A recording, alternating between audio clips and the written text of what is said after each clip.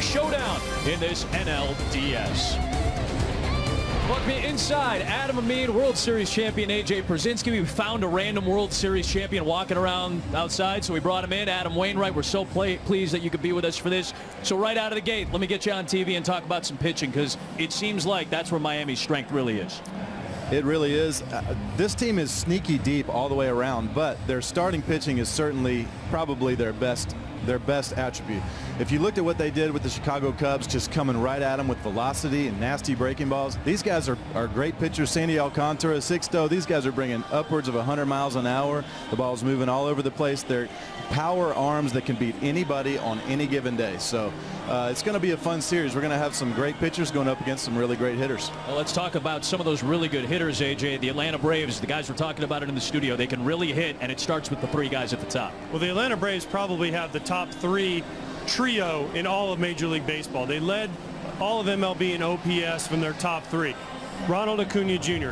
hits for power, can steal bases, and can hit, a perennial MVP candidate for the next 10 years. The guy in the middle, Freddie Freeman, hitting second. My NL MVP pick should be an easy pick. And then finally, once you get through those two guys, oh yeah, you have Marcell Ozuna. He only led the league in home runs and RBIs this year. So these three guys are dangerous. Yes, the Marlins have pitching, but in the first inning, if you're Alcantara, you got to deal with these three guys, and then you have to do it 3, 4, 5 times a night. It is tough to navigate their lineup. Both of these pitching staffs did very well in the wild card game. Only 1 run combined allowed by these two teams, but it's going to be very difficult with this Atlanta Braves lineup, and they'll try to get going for Max Fried, who became the de facto ace of the staff with all of the injuries and very much pitched like it all year long. 7-0 during the regular season, and he was dynamite as the starter in that 13-inning win in Game 1 against Cincinnati.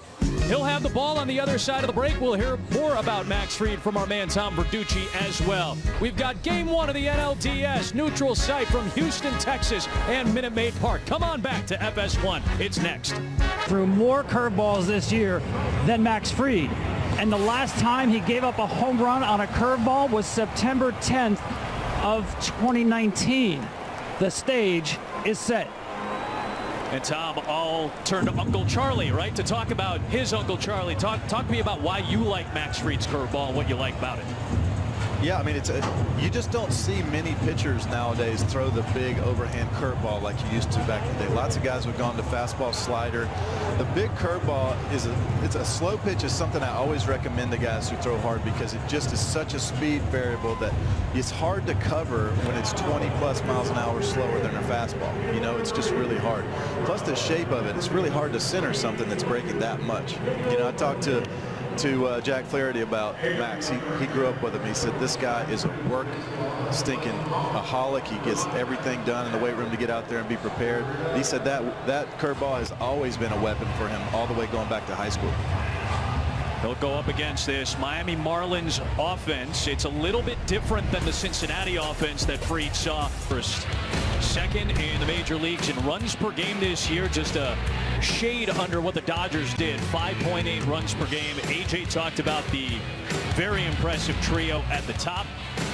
Duvall, Markakis, Riley rounded out with Darno, Albies, and Swanson in the middle. Darno had a great power season this year. They'll go up against the 25-year-old from the Dominican Republic at 6'5", Sandy Alcantara. And Sandy's supremely talented. This guy is a stud. Came up with the Cardinals, and man, he can bring it. And Ronald Acuna Jr. swings right away at the 96.